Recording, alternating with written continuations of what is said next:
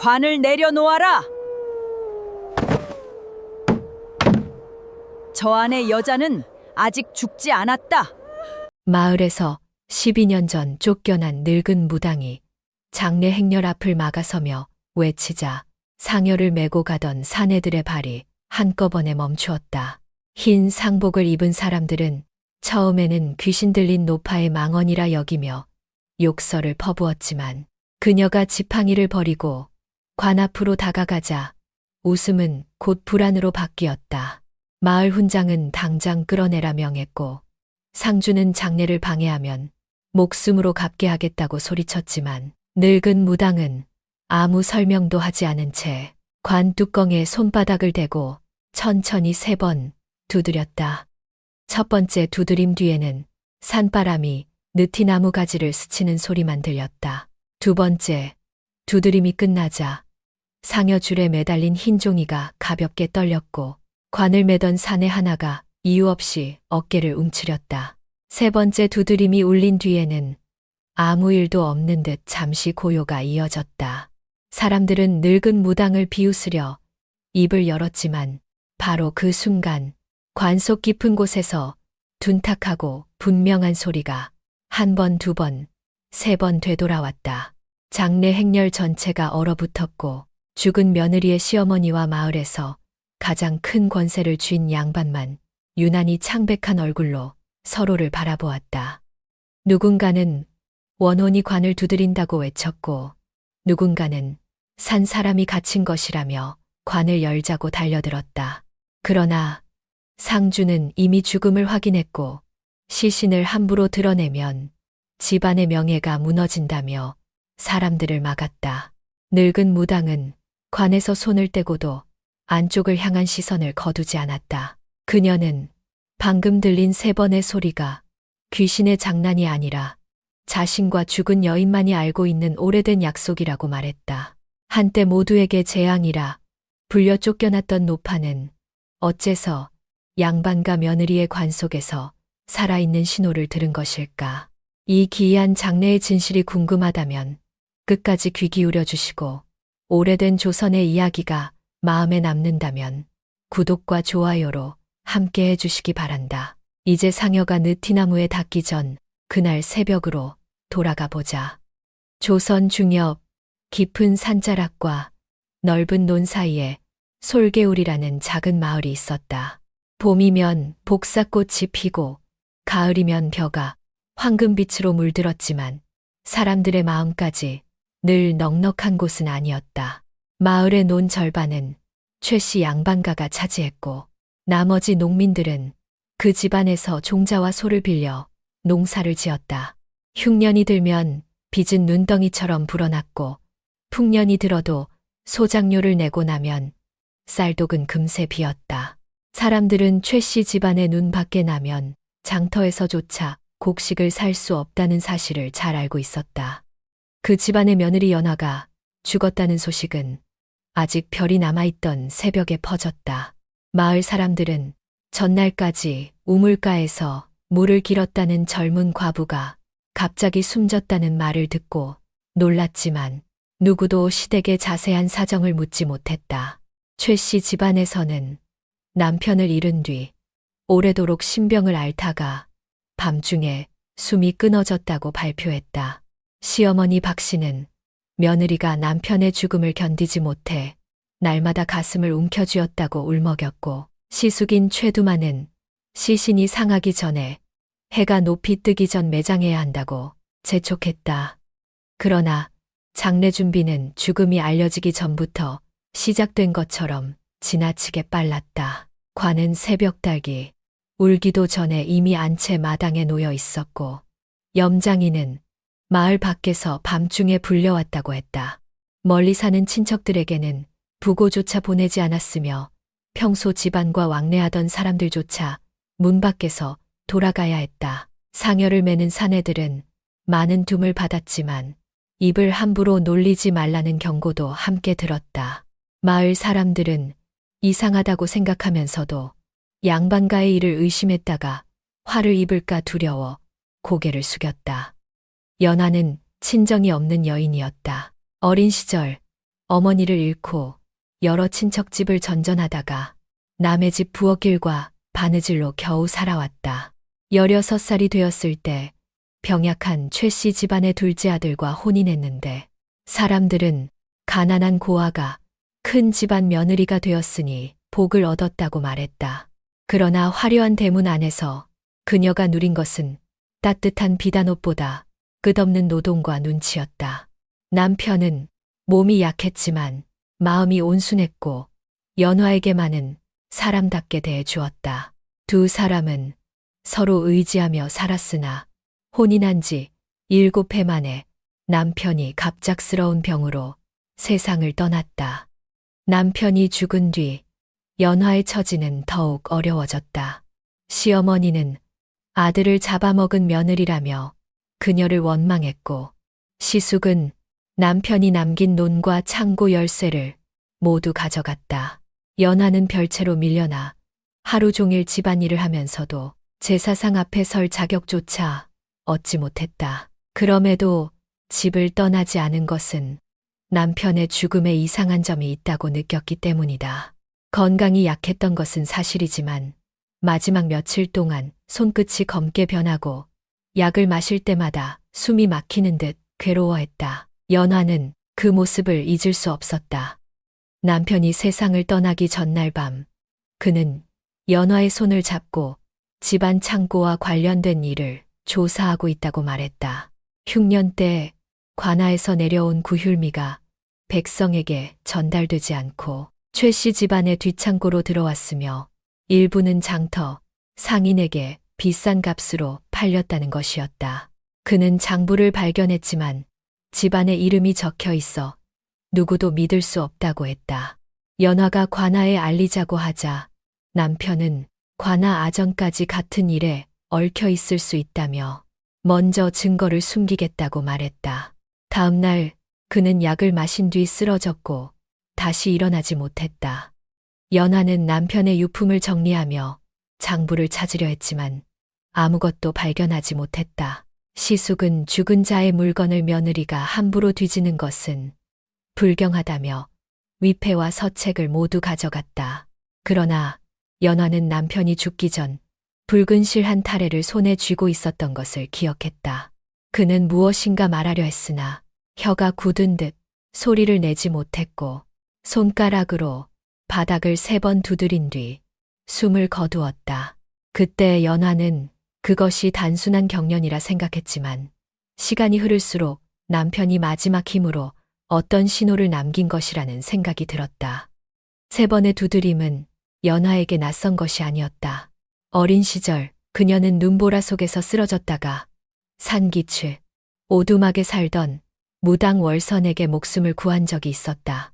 월선은 굶주린 아이에게 죽을 먹이고 얼어붙은 손발을 녹여주었으며 글자와 약초 이름도 조금씩 가르쳤다. 말을 할 수 없는 위험한 순간에는 벽이나 나무를 3번 두드리라고 알려주었다. 첫 번째는 자신의 존재를 알리는 소리, 두 번째는 아직 숨이 붙어 있다는 뜻, 세 번째는 누군가 반드시 찾아와 달라는 부탁이었다. 연화가 최 씨 집안에 들어간 뒤 두 사람의 만남은 끊겼다. 그보다 앞서 월선은 마을의 역병과 죽음을 불러온 무당이라는 누명을 쓰고 쫓겨났기 때문이다. 12년 전 흉년이 든 겨울 마을, 아이들이 이상한 열병으로 차례로 쓰러졌다. 월선은 아이들이 먹은 곡식이 썩어 있었고 나누어준 약재에도 독한 곰팡이가 섞였다고 주장했다.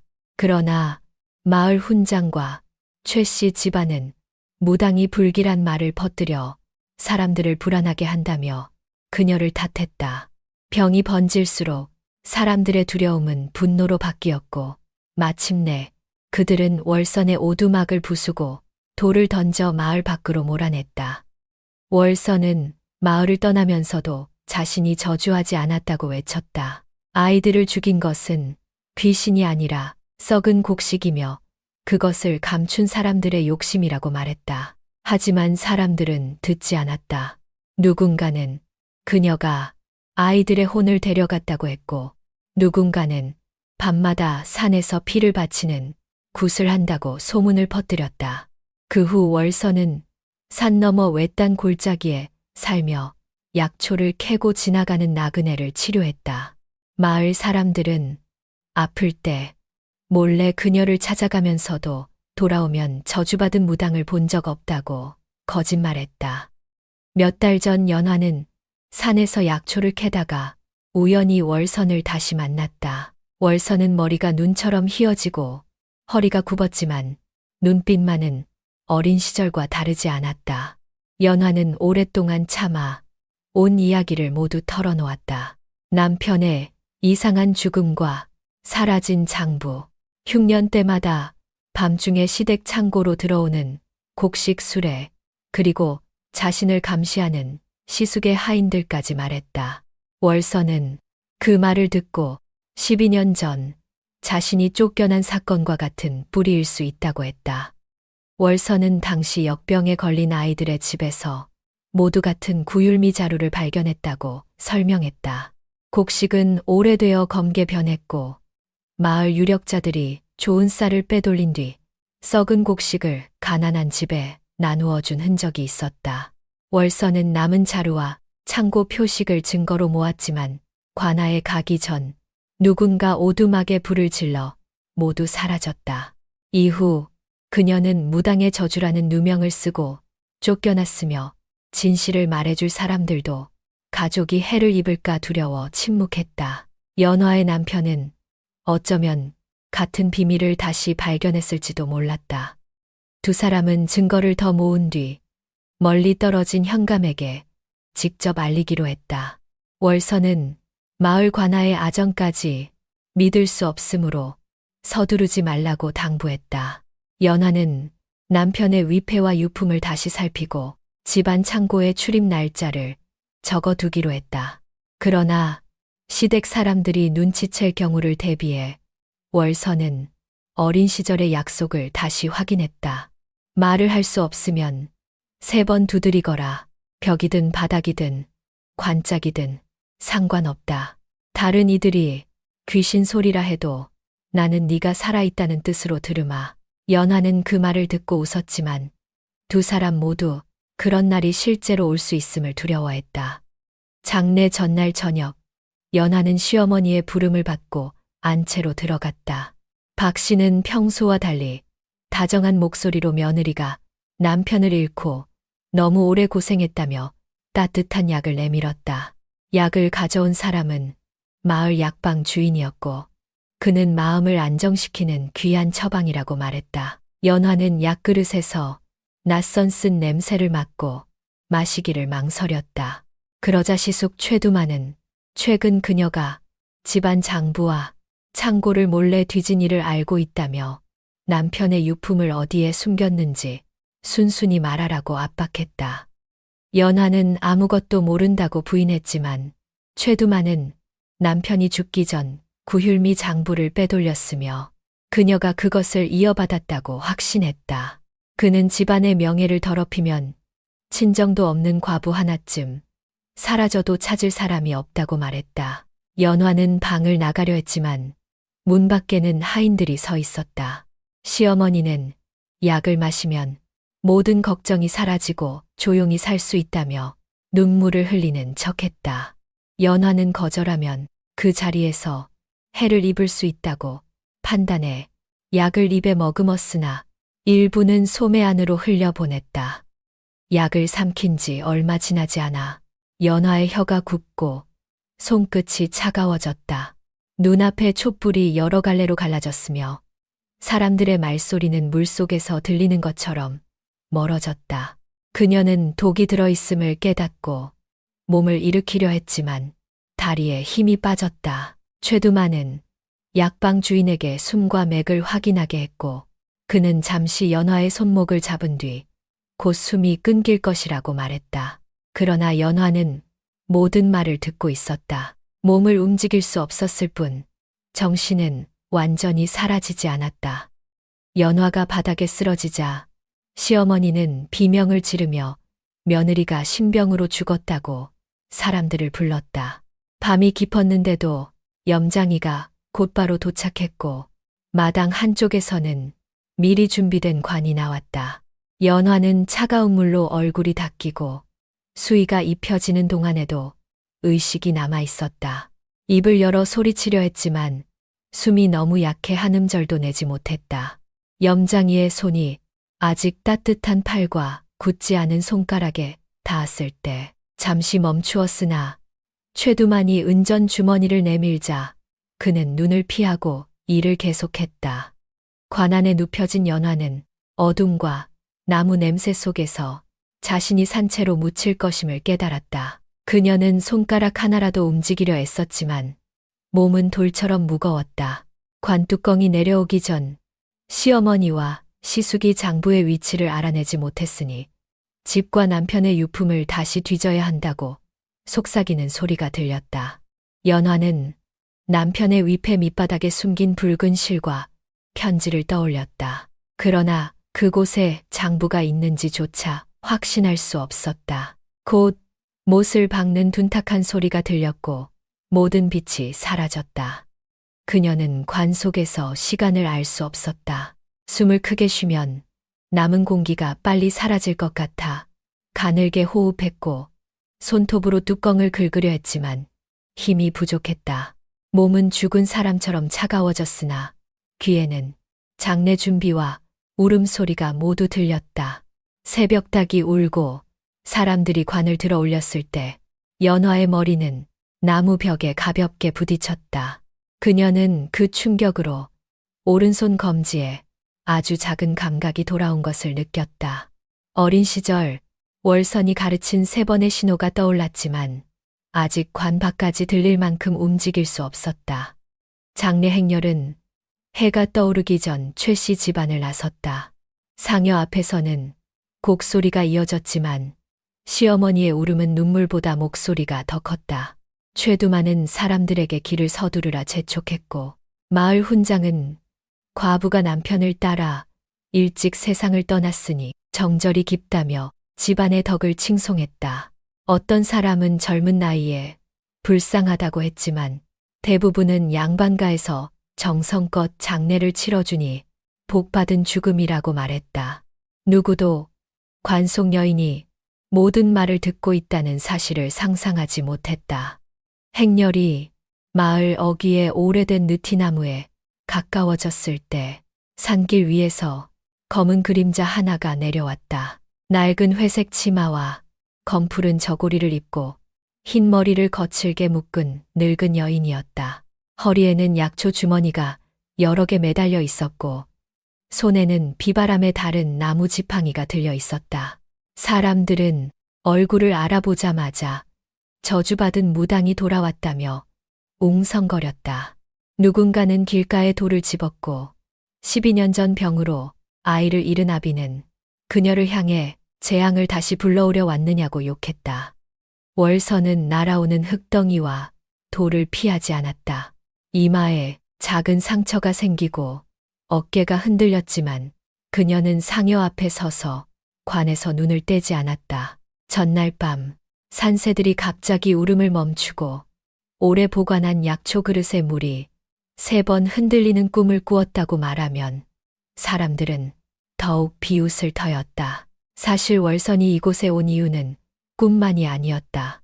새벽이 되기 전 최 씨 집안의 어린 하녀가 산길까지 달려와 연화가 갑자기 죽었으며 장례가 지나치게 빨리 준비되었다고 알려주었던 것이다. 최두만은 월선을 보자 당황했지만 곧 분노한 척 목소리를 높였다. 그는 마을에서 쫓겨난 무당이 양반가 장례를 더럽히려 한다며 하인들에게 끌어내라고 명했다.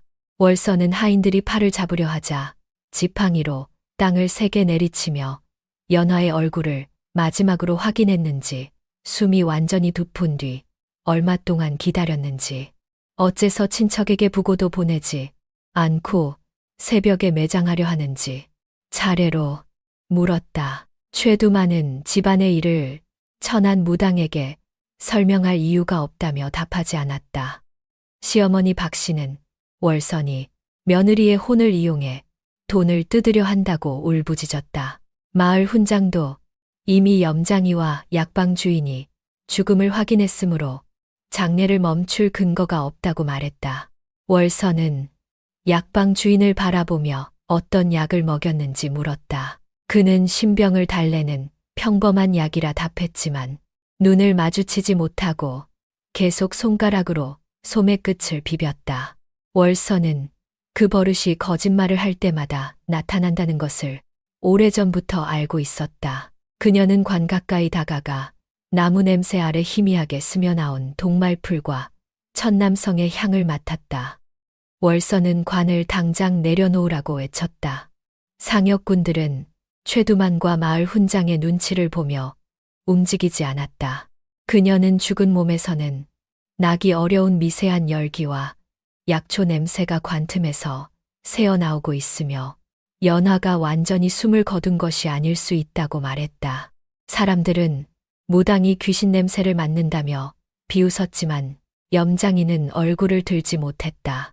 그는 밤중에 연화의 손가락이 완전히 굳지 않았던 것을 기억했으나 많은 은전을 받았고 가족이 위협받을까 두려워 침묵했다. 월선이 관 앞에 몸을 던지자 상역군들은 더 나아갈 수 없었다. 최두만은 하인들에게 노파를 끌고 가 개울에 던지라고 명했지만 월선은 관 뚜껑을 두 팔로 붙잡았다. 그녀는 사람들에게 자신이 틀렸다면 다시 마을에서 쫓겨나는 것은 물론 목숨까지 내놓겠다고 했다. 다만 관을 땅에 내려놓고 한 번만 확인하게 해달라고 청했다. 마을 사람들 사이에서는 어차피 죽은 사람이라면 잠시 확인해도 해가 없다는 말과 관을 열면 혼이 길을 잃는다는 말이 맞섰다.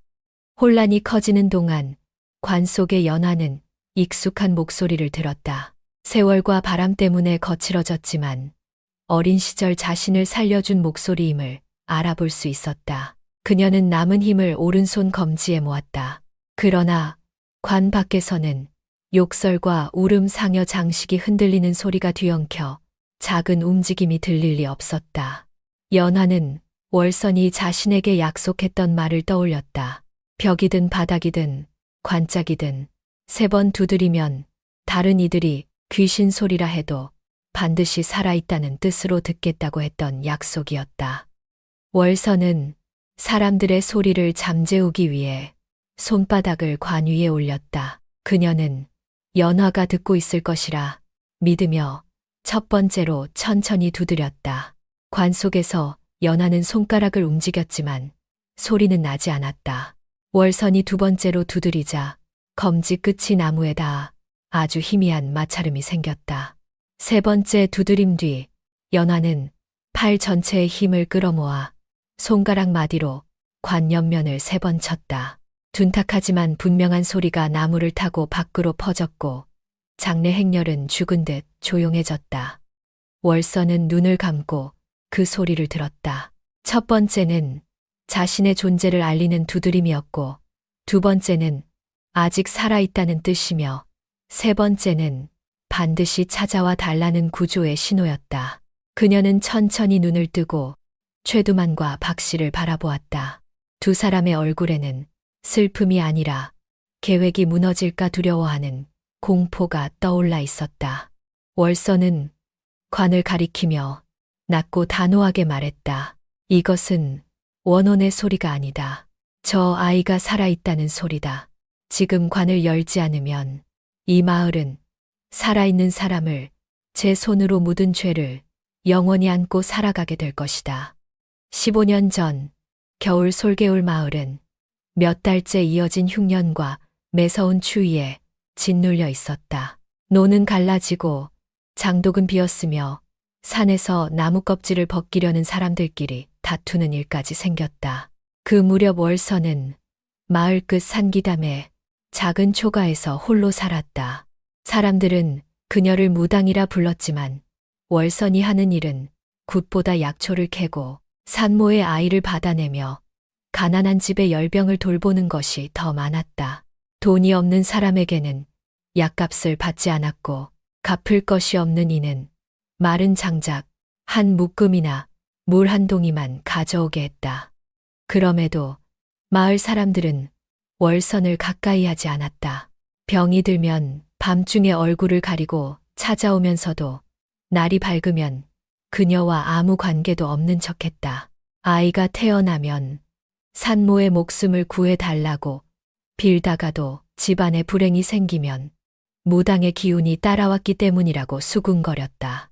월서는 그런 사람들의 변덕을 오래전부터 알고 있었으므로 원망하지 않았다. 다만 두려움이 커질수록 사람들은 자신보다 약한 누군가를 희생시켜 안심하려 한다는 사실을 잘 알고 있었다.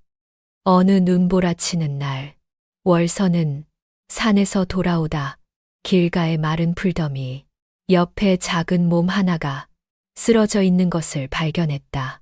처음에는 죽은 짐승인 줄 알았으나 가까이 가니 12살 남짓한 여자아이였다.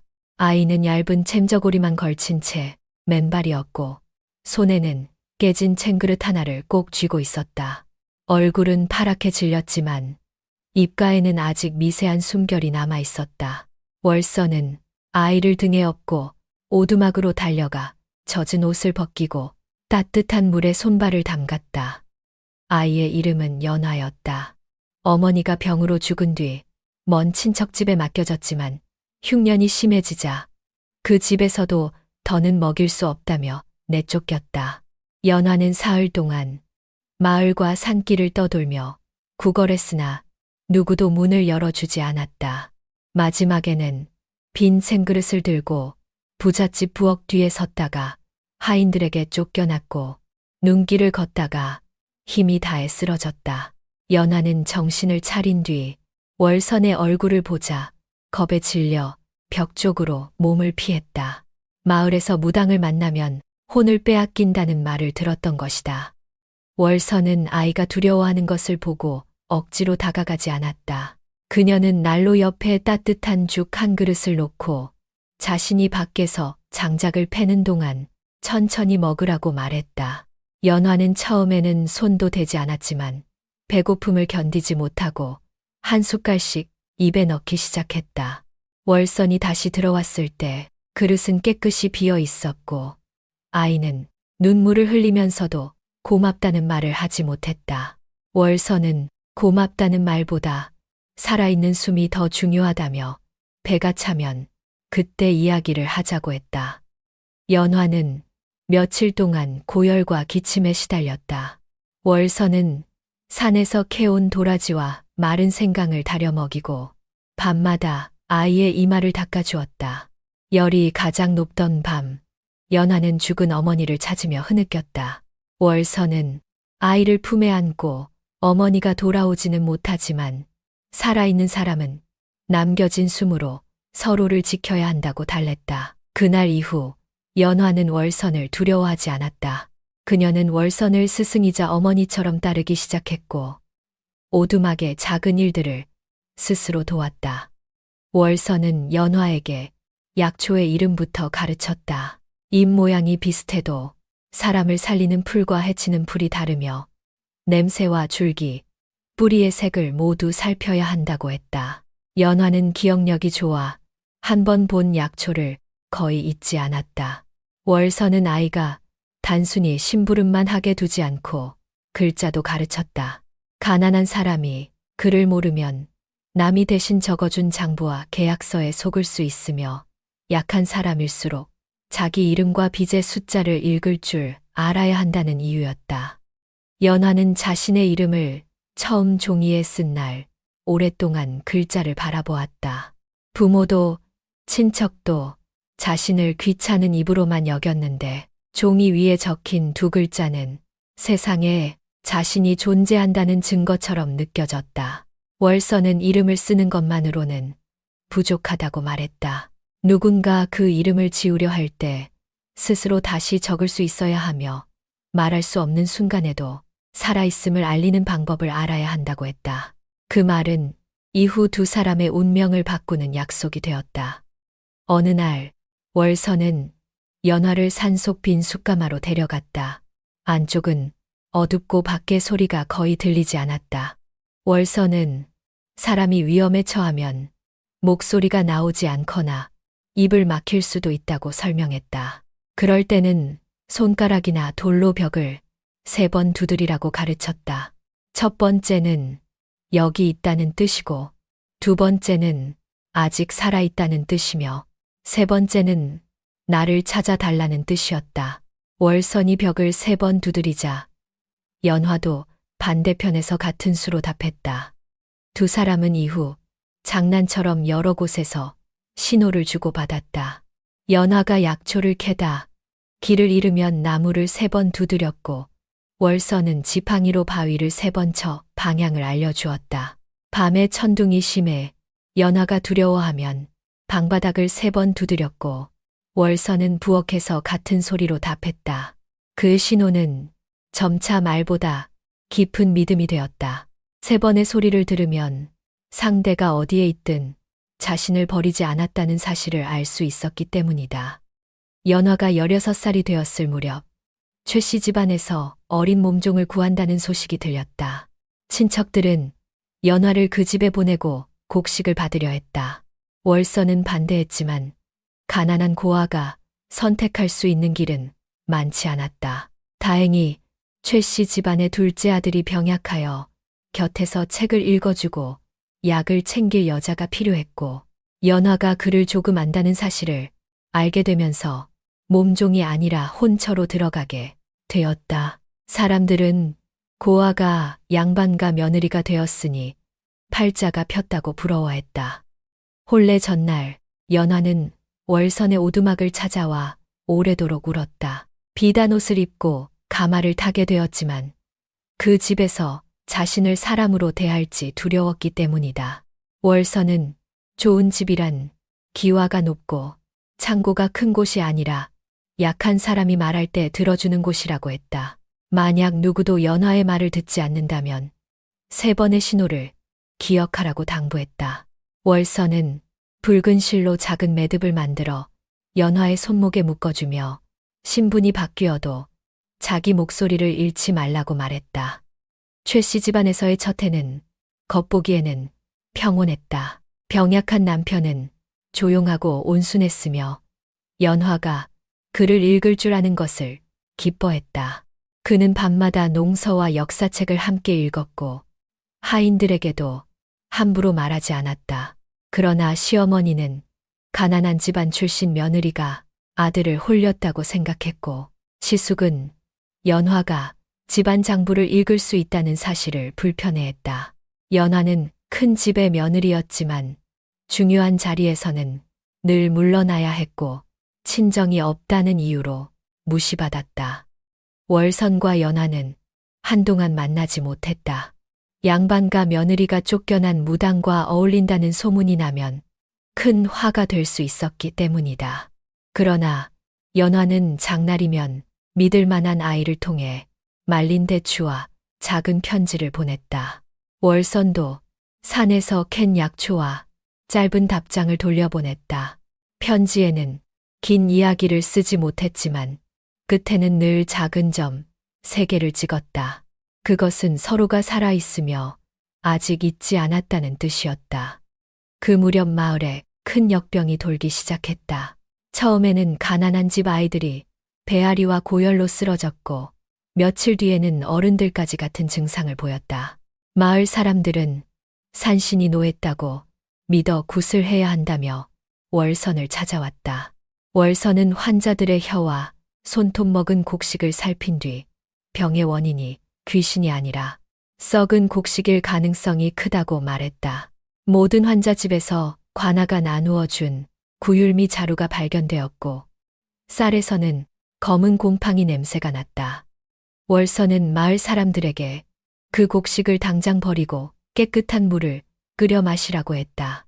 그러나 좋은 쌀은 이미 사라졌고 가난한 집에는 먹을 것이 없었다. 최 씨 집안과 마을 훈장은 관아에서 내려온 곡식에 문제가 있을 리 없다며 월선이 헛소문을 퍼뜨린다고 비난했다.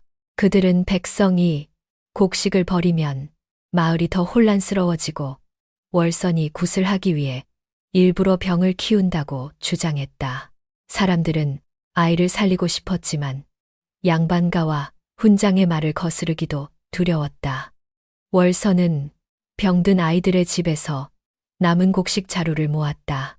자루에는 관아의 인장 위로 최 씨 집안 창고에서 쓰는 작은 먹표가 덧찍혀 있었다.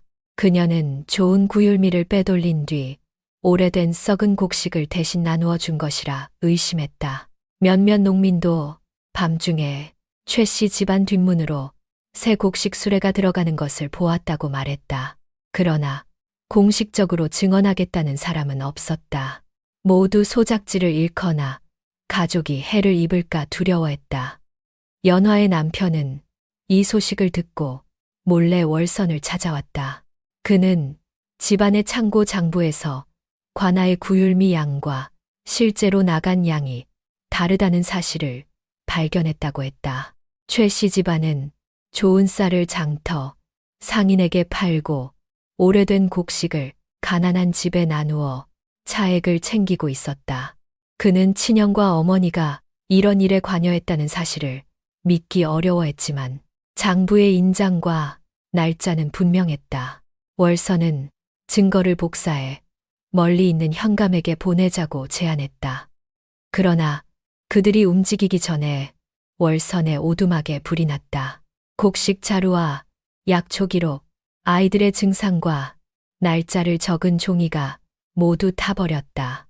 불이 난 밤, 월선은 병든 아이를 돌보러 나가 있어 목숨을 건졌지만 마을 사람들은 오히려 무당이 자신의 죄를 감추려고 집을 태웠다고 소문냈다. 아이들의 죽음이 이어지자 슬픔에 빠진 부모들은 진짜 원인을 따질 힘을 잃었고 누군가를 탓하고 싶은 마음에 월선에게 분노를 돌렸다.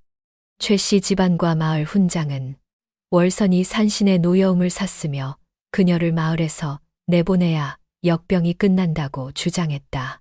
일부 사람들은 월선이 썩은 곡식을 경고하며 아이들을 살리려 했다는 사실을 알고 있었지만 아무 말도 하지 않았다.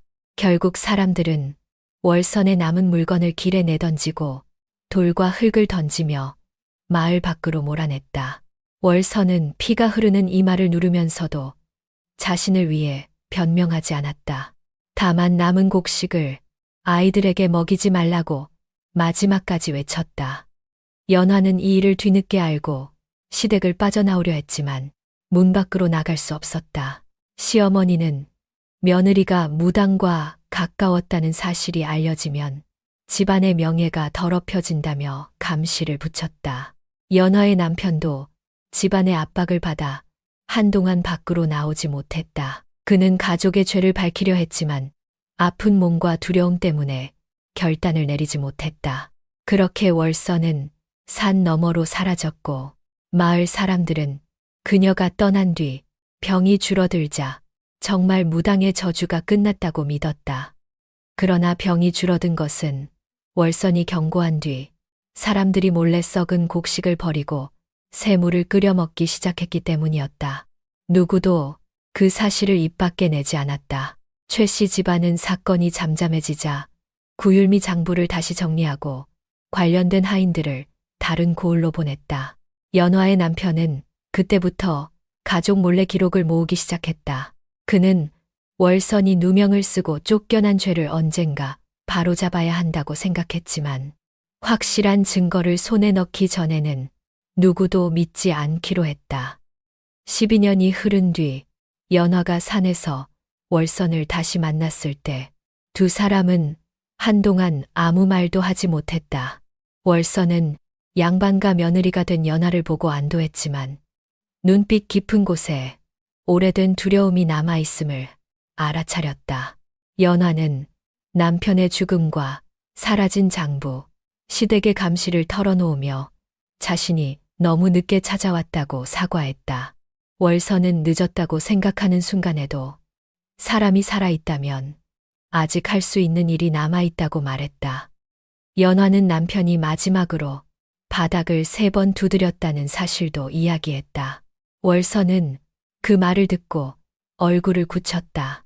남편이 연화에게 들은 구조 신호의 뜻을 알고 있었을 가능성이 있었기 때문이다. 그는 숨을 거두기 전 자신이 발견한 증거의 위치를 알리려 했거나 독을 먹었다는 사실을 경고하려 했을 수 있었다. 월선은 붉은 실과 위패 남편의 유품을 다시 자세히 살펴보라고 했다. 특히 사람들이 거룩하다며 함부로 손대지 않는 물건일수록 비밀을 숨기기에 좋다고 말했다. 두 사람은 다음 장날이 지나기 전까지 각자 증거를 모으기로 약속했다. 월서는 12년 전 구율미 자루를 운반했던 늙은 수레꾼과 당시 약방에서 일했던 사람을 찾아보기로 했다. 연화는 집안의 창고 출입 기록과 남편의 물건을 확인하고 장부를 찾으면 직접 가지고 나오지 말고 안전한 곳에 숨기기로 했다. 또한 위험을 느끼면 어린 하녀에게 산길로 소식을 보내게 했다. 그때까지는 누구에게도 서로 만났다는 사실을 말하지 않기로 했다. 헤어지기 전 월서는 다시 연화의 손을 잡았다. 어린 시절 묶어주었던 붉은 매듭은 오래전에 풀렸지만 연화는 여전히 그 색을 기억하고 있었다. 월서는 네가 말을 잃더라도 손가락 하나만 움직일 수 있다면 3번 두드리거라. 다른 사람은 귀신 소리라 해도 나는 반드시 살아있는 사람의 신호로 들을 것이다라고 약속했다. 연화는 웃으며 그런 끔찍한 날은 오지 않을 것이라고 했지만 자신의 손가락으로 월선의 손등을 3번 가볍게 두드렸다. 월선은 산길을 내려가는 연화의 뒷모습을 오래 바라보았다. 바람이 불 때마다 낙엽이 길 위를 쓸고 지나갔고 멀리 최씨 집안의 높은 기와 지붕이 어두운 산 아래에서 보였다. 월선은 그 집이 연화를 보호하는 울타리가 아니라 입을 막는 벽일 수 있다는 불길한 예감을 떨치지 못했다. 그리고 며칠 뒤 해도 뜨기 전 어린 하녀 하나가 맨발로 산길을 뛰어 올라와 연화가 갑자기 죽었으며 장례가 곧 시작된다는 소식을 전했다. 관 속에서 3번의 두드림이 되돌아오자 장례 행렬은 더 이상 앞으로 나아가지 못했다. 상여를 맨 사내들은 얼굴이 하얗게 질린 채 서로의 어깨를 바라보았고 곡을 하던 여인들은 울음을 멈추고 입을 틀어막았다. 월서는 조금도 망설이지 않고 관을 땅에 내려놓으라고 다시 명했다. 최두만은 원혼이 장례를 방해하는 것이라며 더욱 서둘러 묻어야 한다고 소리쳤지만 그의 목소리는 분노보다 두려움에 가까웠다. 마을 사람들은 관을 열자는 쪽과 죽은 이를 욕보이지 말자는 쪽으로 갈라졌고 오래된 느티나무 아래는 순식간에 장터보다 더 큰 소란에 휩싸였다. 월서는 상역군들을 향해 관을 내려놓지 않으면 자신이 직접 밧줄을 자르겠다고 말했다. 상역군 가운데 가장 나이 많은 사내가 조심스럽게 어깨를 낮추자 다른 이들도 하나둘 그를 따랐다. 무거운 관이 땅에 닿는 순간 안쪽에서 다시 희미한 마찰음이 들렸다. 이번에는 3번이 아니었지만 손톱이나 손가락이 나무를 긁는 소리와 분명히 닮아 있었다. 사람들의 시선이 최두만에게 쏠렸고 그는 입술을 깨물며 관을 함부로 열면 집안의 명예를 짓밟는 자로 간주하겠다고 위협했다. 월서는 명예보다 생명이 먼저라고 단호하게 맞섰다. 이미 죽은 사람이라면 잠시 관을 열어 확인한다고 다시 죽는 것도 아니며 아직 살아있는 사람이라면 지금 이 순간이 마지막 기회라고 말했다. 마을 훈장은 관을 여는 일에는 상주의 허락이 필요하다고 주장했지만 월서는 살아있는 사람을 묻으려는 자에게 허락을 구할 수는 없다고 했다. 그녀는 관 뚜껑의 못을 하나씩 가리키며 너무 새 것이고 박힌 자국도 서두른 흔적이 역력하다고 지적했다. 염장이는 그 말을 듣고 고개를 더욱 깊이 숙였다. 마을 사람 가운데 아이를 잃은 농부 하나가 앞으로 나섰다. 그는 12년 전 월선을 향해 가장 먼저 돌을 던졌던 사람이었지만 이번에는 관 안의 소리를 분명히 들었다고 말했다. 자신이 또다시 살아있는 사람의 말을 귀신 소리라 외면할 수는 없다고 했다. 그의 말에 몇몇 농민이 힘을 보청고 마침내 상역군들이 장례 도구로 관의 못을 빼기 시작했다. 최두만의 하인들이 막으려 했으나 느티나무 아래에 모인 사람들의 수가 더 많았다. 못 하나가 빠질 때마다 관 안의 연화는 바깥 공기가 가까워지는 것을 느꼈다. 그녀는 목소리를 낼 수 없었지만 누군가 자신의 신호를 들었다는 사실만으로도 의식을 붙잡을 힘이 생겼다. 나무가 삐걱거리고 마지막 못이 빠진 뒤 뚜껑이 조금 들리자 차가운 새벽 공기가 좁은 틈으로 스며들었다. 연화는 숨을 크게 쉬려 했지만 가슴이 돌처럼 무거워 오히려 기침조차 하지 못했다. 그럼에도 코끝에 흙과 나무 월선의 약초 주머니 냄새가 닿자 눈가에서 미세한 눈물이 흘렀다. 관 뚜껑이 완전히 열리자 사람들은 한꺼번에 뒤로 물러났다. 연화는 수의를 입은 채 창백하게 누워 있었고 입술은 푸른 빛을 띠었으며 눈은 감겨 있었다. 겉으로 보기에는 분명 죽은 사람처럼 보였다.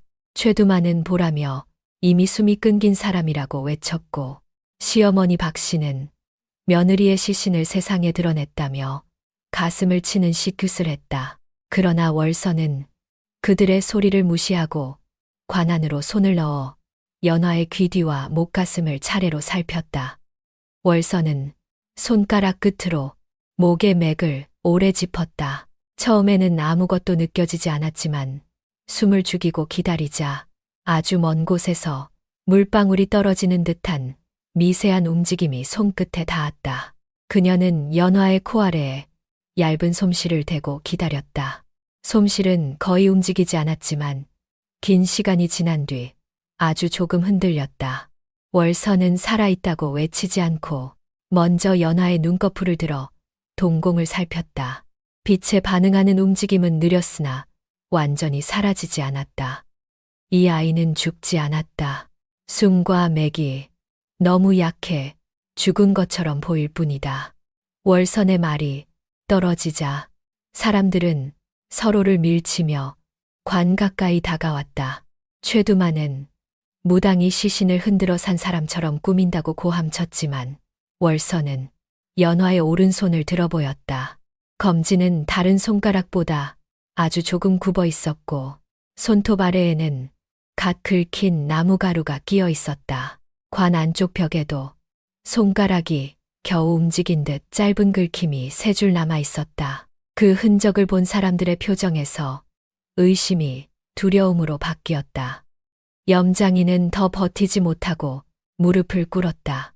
그는 수의를 입힐 때 연화의 몸이 아직 따뜻했고 손가락도 완전히 굳지 않았다고 고백했다. 다만 약방 주인이 맥이 끊겼다고 했고 최두만이 은전을 내밀며 새벽 전에 장례를 마치라고 명했기 때문에 모른 척했다고 했다. 최두만은 염장이가 돈을 더 뜯어내기 위해 거짓말한다고 몰아붙였지만 염장이는 관을 닫기 전 연화의 눈가에서 눈물 한 방울이 흐르는 것을 보았다고 털어놓았다. 그는 그것을 마지막 경련이라 스스로 속였다고 흐느꼈다. 월선은 사람들에게 바람을 막을 천막과 따뜻한 물 마른 집 숯불을 가져오게 했다. 연화의 몸을 갑자기 세게 흔들거나 억지로 일으키면 숨이 끊길 수 있으므로 모두 물러나라고 했다. 그녀는 수의를 풀어 가슴이 눌리지 않게 하고 따뜻한 천으로 손발을 감쌌다. 약초 주머니에서 말린 생강과 감초 해독에 쓰는 뿌리를 꺼내 작은 돌절구에 떴었다. 마을 사람들은 무당의 굿이 시작될 것이라 생각했지만 월선은 방울도 주문도 사용하지 않았다. 연화의 입술 사이로 약즙을 한 방울씩 떨어뜨리는 동안 월선은 혀의 색과 잇몸 손톱 밑을 자세히 살폈다. 입안에서는 동말풀의 텁텁한 냄새와 천남성의 매운 향이 섞여 있었다. 두 약초는 적은 양을 잘 다루면 통증을 줄이거나 잠을 재울 수 있었지만 잘못 섞으면 사람의 혀와 팔다리를 마비시키고 숨과 맥을 거의 느껴지지 않게 만들 수 있었다. 월선은 누군가 연화를 즉시 죽이기보다 죽은 것처럼 보이게 만든 뒤 산채로 묻으려 했다고 판단했다. 약방 주인은 자신이 그런 독을 쓴 적 없다고 강하게 부인했다. 그는 연화에게 단지 신병을 달래는 약을 지어 주었고 약재의 냄새는 월선이 몰래 뿌린 것일 수 있다고 주장했다. 월선은 그의 손톱 아래에 남은 검은 가루와 소매에 밴 천남성 냄새를 가리켰다. 약방 주인은 약을 다루니 그런 냄새가 나는 것이 당연하다고 했지만 월선은 신병약에 천남성을 쓸 이유가 무엇인지 물었다. 그는 대답하지 못한 채 최두만 쪽을 바라보았다. 최두만은 약방 주인의 시선을 받자 곧장 말을 끊었다. 그는 지금 중요한 것은 며느리가 살았는지 죽었는지 확인하는 것이지 약재를 논할 때가 아니라고 했다. 월선은 바로 그렇기 때문에 약을 누가 지었고 누가 먹였는지 밝혀야 한다고 맞섰다. 연화가 살아난다면 누군가는 그녀를 다시 해치려 할 수 있으며 지금 사건을 덮으면 관뚜껑만 다시 닫는 것과 다르지 않다고 했다. 마을 훈장은 관아에 알리기 전까지 최 씨 집안과 약방 주인을 함부로 죄인 취급해서는 안 된다고 말했지만 목소리에는 확신이 없었다. 얼마 뒤 연화의 목에서 아주 약한 신음이 흘러나왔다. 사람들은 귀를 의심했지만 월선은 즉시 그녀의 고개를 옆으로 돌려 막힌 숨기를 열었다. 연화는 가슴을 크게 들썩이며 짧은 숨을 토했고 손가락이 다시 미세하게 움직였다. 시어머니 박 씨는 놀라 며느리에게 달려드는 척했으나 월선은 지팡이로 길을 막았다. 연화를 죽었다고 단정하고 서둘러 관에 넣은 사람이 지금 가장 가까이 다가가게 둘 수 없다고 했다. 박 씨는 자신도 속았을 뿐이며 아들이 며느리의 죽음을 확인했다고 울부짖었다. 그러나 연화가 희미하게 눈을 뜨자 그녀의 시선은 월선을 지나 박 씨와 최두만에게 멈추었다. 말은 나오지 않았지만 눈동자에 분명한 공포가 떠올랐다. 연화는 몸을 움직이려 했으나 손가락 하나밖에 움직이지 못했다. 그녀는 검지로 관 바닥을 3번 두드렸다.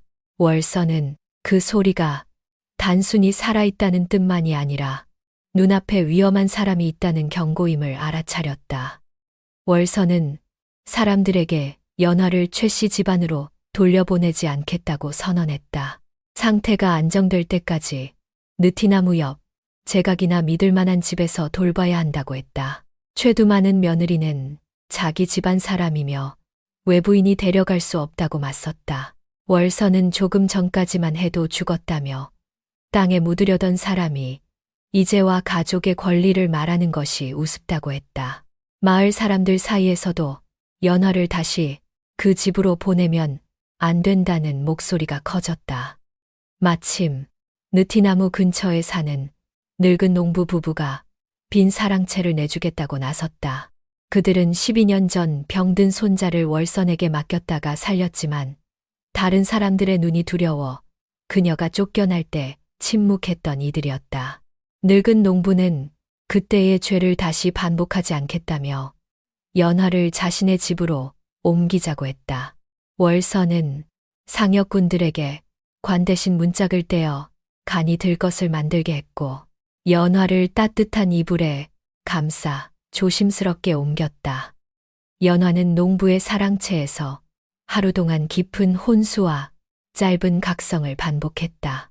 월선은 독이 빠질 수 있도록 따뜻한 보리차와 약즙을 조금씩 먹이고 배와 손발을 천천히 주물렀다.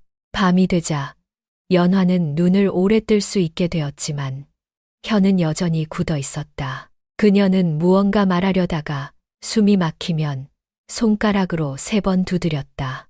월선은 연화가 답할 수 있도록 1번은 그렇다는 뜻, 2번은 아니라는 뜻으로 새로운 신호를 정했다. 월선은 약을 누가 건넸는지 물었다. 연화는 손가락으로 1번 두드렸다가 천천히 시어머니가 차를 내미는 흉내를 냈다. 최두만이 그 자리에 있었느냐고 묻자 다시 1번 두드렸다. 약방 주인이 직접 약을 가져왔느냐는 질문에도 1번의 대답이 돌아왔다. 월선은 장부의 위치를 그들이 물었느냐고 물었고 연화는 3개 1번 두드린 뒤 눈물을 흘렸다.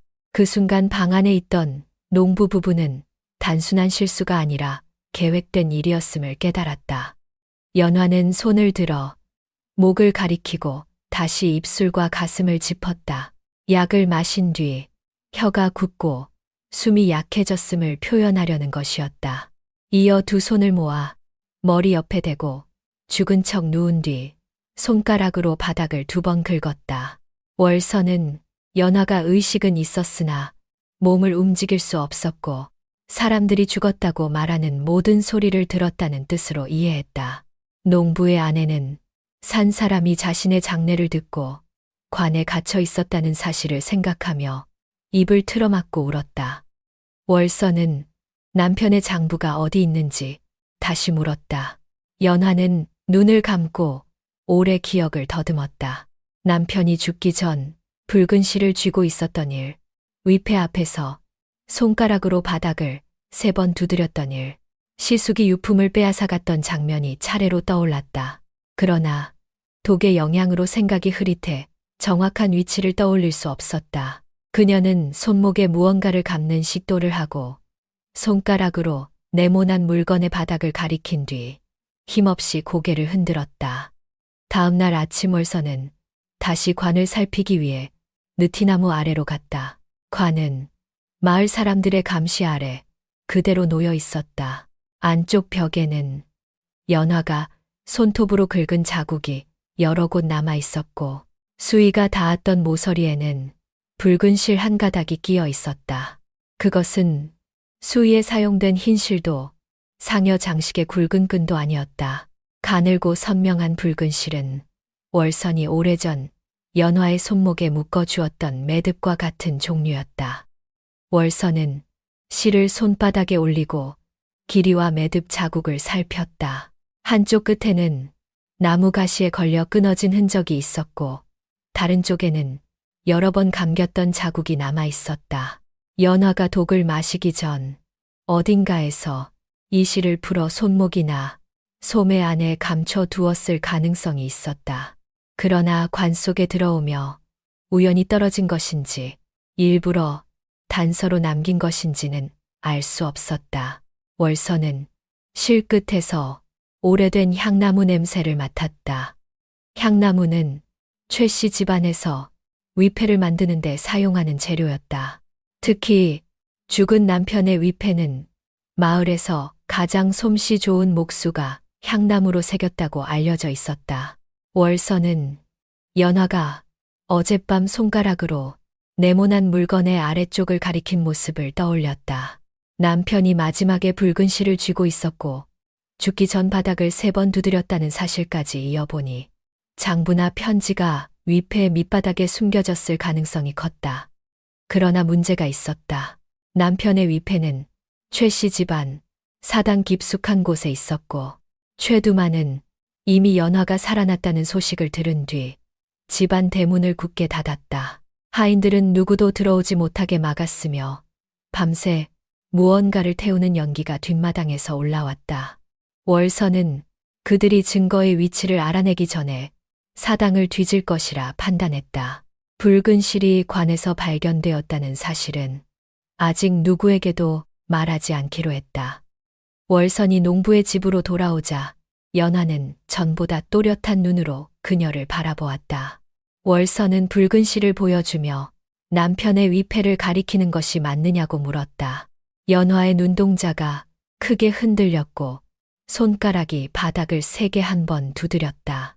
이어 그녀는 손을 들어 위패의 모양을 그리고 밑면을 여는 시겸을 했다. 월선은 장부가 그곳에 있느냐고 물었지만 연화는 잠시 망설이다 2번 두드렸다. 장부 자체는 아니지만 그것을 찾을 수 있는 다른 단서가 숨겨져 있다는 뜻이었다. 그날 오후 마을 훈장이 사람들을 데리고 농부의 집으로 찾아왔다.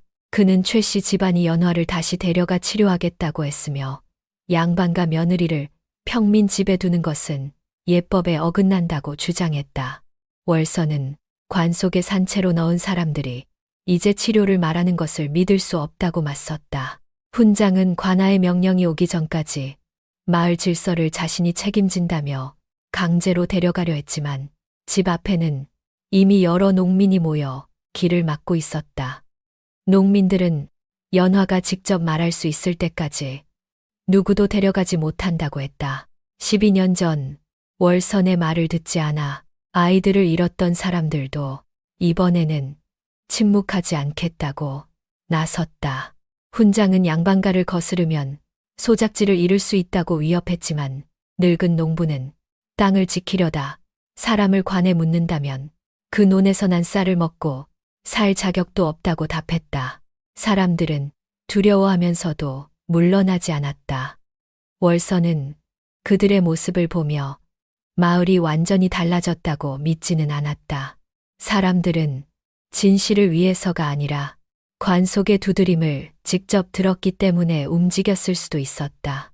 눈앞의 기적이 사라지면 다시 권세 앞에 고개를 숙일 가능성도 있었다.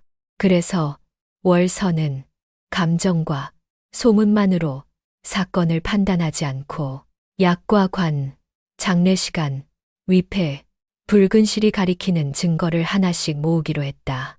사람들의 용기는 증거와 함께할 때만 오래 버틸 수 있다고 생각했다. 밤이 깊어지자 연하는 처음으로 쉰 숨소리 사이에서 한 음절을 내뱉었다. 목이 찢어질 듯 거칠었지만 월선은 분명히 들었다. 그것은 남편의 이름도 자신을 죽이려 한 사람의 이름도 아니었다. 연화는 힘겹게 사당이라고 말한 뒤 다시 의식을 잃었다. 월선은 그녀의 손을 잡고 3번 가볍게 두드려 자신이 들었다는 뜻을 전했다. 그리고 창밖으로 보이는 최씨 집안의 높은 기와 지붕을 바라보며 다음에는 관이 아니라 살아있는 죄인들의 입을 열어야 한다고 마음먹었다. 연화가 힘겹게 사당이라는 말을 남긴 다음 날 새벽 월선은 마을 사람들에게 최씨 집안의 대문을 부수고 들어가자고 말하지 않았다. 분노한 농민 몇몇은 이미 낫과 몽둥이를 들고 모였지만 월선은 증거 없이 들이닥치면 오히려 자신들이 도둑과 폭도로 몰릴 수 있다고 막았다. 최두만은 관아 아전과 마을 훈장을 자기 편으로 두고 있었으므로 사람들이 감정에 휩쓸리는 순간 사건의 본질을 무당의 선동과 양반가 습격으로 바꿀 것이 분명했다. 월선은 장례 전날 밤에 벌어진 일을 처음부터 다시 확인하고 각자의 말이 어긋나는 지점을 모든 사람 앞에 드러내야 한다고 말했다. 월선은 느티나무 아래에 장례에 참여했던 사람들을 다시 불러 모았다. 약방 주인과 염장이 상혁군 최씨 집안의 어린 하녀, 시어머니 박씨와 최두만 마을 훈장까지 빠짐없이 오게 했다. 최두만은 양반가의 일을 길바닥에서 신문할 권리가 누구에게 있느냐며 거부했지만 연화가 살아있다는 소식이 이미 이웃 마을까지 퍼진 데다 관아에 알리러 간 농민들이 돌아올 때까지 도망칠 수 없다는 사실을 알고 마지못해 나타났다. 월선은 굿을 버리지도 귀신을 부르지도 않겠다고 했다. 그저 사람들이 한 말과 시간 약재와 관에 남은 흔적을 차례로 맞춰보겠다고 선언했다. 먼저 월선은 연화가 마지막으로 멀쩡한 모습으로 보인 때를 물었다. 어린 하녀는 해가 지기 전 연화가 우물에서 물을 길어 별채로 들어가는 것을 보았으며 걸음과 말투에 아무 이상이 없었다고 증언했다. 시어머니 박씨는 며느리가 오래전부터 신병을 앓았고 그날 저녁에도 가슴이 답답하다고 했다고, 이 답답하다고 했다고 주장했다. 그러나 하녀는 연화가 약을 마시기 전까지 저녁상을 직접 나르고 자신과 짧게 이야기도 나누었다며 갑자기 쓰러질 만큼 아파 보이지 않았다고 말했다. 박 씨는 어린 것의 기억을 믿을 수 없다고 꾸짖었지만 하녀는 울면서도 말을 바꾸지 않았다. 다음으로 약방 주인이 언제 집에 불려왔는지가 문제가 되었다. 그는 연화가 쓰러진 뒤 급히 불려와 맥을 확인했다고 말했다. 그러나 상혁군 중 한 사람은 그날 밤 약방 주인이 연화가 쓰러지기 전부터 최씨 집안 안채에 들어가는 것을 보았다고 증언했다. 그는 관을 옮길 땜을 받으러 대문 근처에 있었고 약방 주인이 약 보따리를 들고 먼저 들어가는 장면을 분명히 기억했다. 약방 주인의 얼굴이 굳자 월선은 죽음을 확인하러 불린 사람이 왜 죽기 전부터 그 집에 있었는지 물었다. 그는 시어머니의 두통약을 가져갔다고 둘러댔지만 박 씨는 당황하여 그런 약을 부탁한 적이 없다고 말해버렸다.